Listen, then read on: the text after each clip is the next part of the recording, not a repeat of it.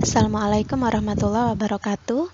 Kali ini kita akan membahas materi saluran-saluran proses Islamisasi di Indonesia. Yang pertama adalah perdagangan. Salah satu saluran proses Islamisasi di Indonesia adalah melalui aktivitas perdagangan. Menurut Tom Pires, sekitar abad ke-7 sampai abad ke-16, lalu lintas perdagangan yang melalui Nusantara sangat ramai. Nah, dalam proses ini, pedagang lokal dengan pedagang asing, yaitu pedagang Gujarat, kemudian pedagang Timur Tengah, saling bertemu, kemudian berinteraksi, dan bertukar pengaruh. Sebagian dari para pedagang asing tersebut kemudian tinggal di wilayah pesisir Nusantara. Nah, pemukiman para pedagang tersebut disebut pekojan. Jadi pekojan ini adalah salah satu bukti proses Islamisasi di Indonesia disebarkan melalui aktivitas perdagangan.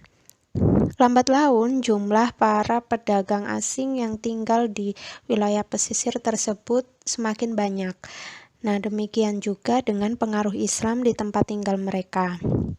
Hal tersebut juga menjelaskan mengapa kerajaan-kerajaan Islam di Nusantara selalu berawal dari wilayah pesisir, misalnya Kerajaan Demak dan Cirebon. Nah, ini adalah salah satu contoh kampung muslim di Jawa Timur, yaitu kawasan Ampel, Surabaya. Di daerah inilah Sunan Ampel menyebarkan agama Islam pada abad ke-15. Penduduk lokal maupun pedagang dari Timur Tengah juga terlibat dalam proses Islamisasi di kawasan ini. Karena itulah daerah ini banyak didiami warga keturunan Arab hingga sekarang.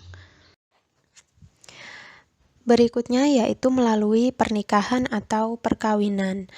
Pedagang-pedagang asing yang tinggal di Nusantara kemudian menikah dengan penduduk setempat, yaitu dengan para putri bangsawan maupun anggota keluarga kerajaan. Ada juga yang menikah dengan rakyat jelata. Nah, hal ini berdampak positif terhadap penyebaran agama Islam karena mereka mensyaratkan wanita idaman yang akan dinikahi supaya membaca kalimat syahadat. Pernikahan putra-putri raja maupun bangsawan memiliki dampak yang signifikan. Mereka lebih mudah mempengaruhi istana untuk mendukung penyebaran Islam. Nah, masyarakat tentu lebih mudah mengikuti pemimpinnya yang sudah lebih dulu memeluk Islam.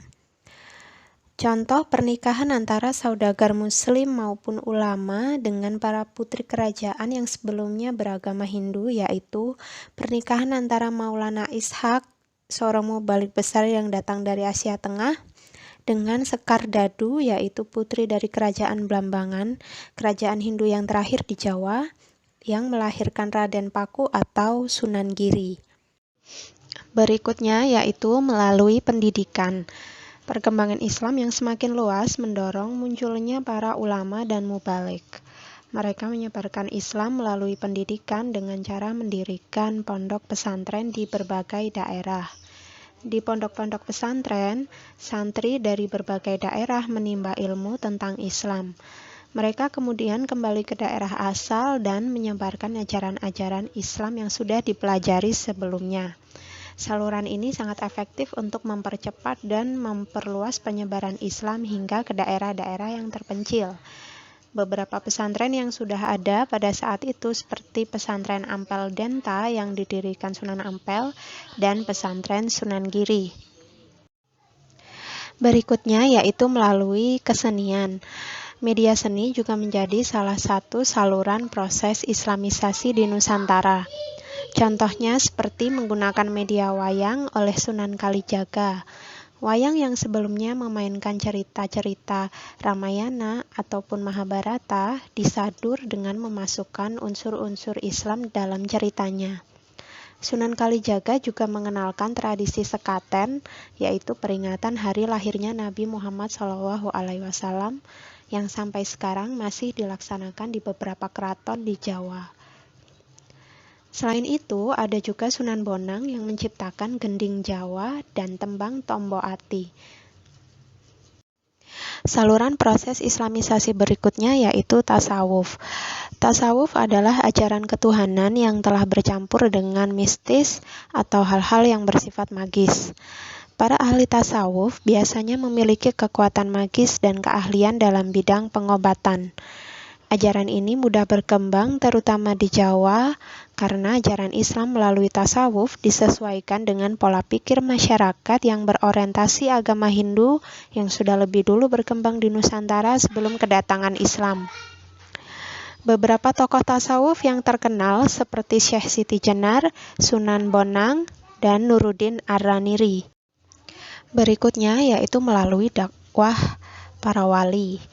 Penyebaran Islam tidak dapat dilepaskan dari peranan para wali. Mereka dikenal memiliki ilmu serta penghayatan yang tinggi terhadap agama Islam. Para wali bertindak sebagai juru dakwah, penyebar, dan perintis agama Islam. Ada 9 wali yang menyebarkan Islam dengan cara berdakwah yang disebut wali songo. Yang pertama ada Sunan Maulana Malik Ibrahim atau Sunan Maghribi, Sunan Gunung Jati atau Syarif Hidayatullah, Sunan Ampel atau Raden Rahmat, Sunan Giri atau Raden Paku, Sunan Kudus atau Raden Ja'far Shadiq, Sunan Bonang atau Raden Maulana Makdum Ibrahim, kemudian Sunan Kalijaga atau Raden Said, Sunan Derajat atau Maunad Syarifuddin, dan Sunan Muria atau Raden Prawoto. Nah, jadi proses masuk dan berkembangnya agama Islam di Indonesia umumnya berjalan dengan damai. Hal ini dapat terlihat dari cara-cara penyebarannya, yaitu melalui perdagangan, pernikahan, pendidikan, ajaran tasawuf, dakwah, maupun kesenian. Agama Islam mudah mendapat sambutan yang baik dari masyarakat, baik dari kalangan raja, bangsawan, maupun rakyat biasa. Hal ini didorong oleh beberapa faktor, yaitu 1. Syarat masuk Islam sangat mudah, yaitu hanya dengan mengucapkan kalimat syahadat. Yang kedua, tata cara peribadatan yang sederhana. Yang ketiga, Islam tidak mengenal pelapisan sosial seperti sistem kasta. Nah, itu tadi adalah beberapa saluran proses Islamisasi di Nusantara. Terima kasih sudah menyimak. Wassalamualaikum warahmatullahi wabarakatuh.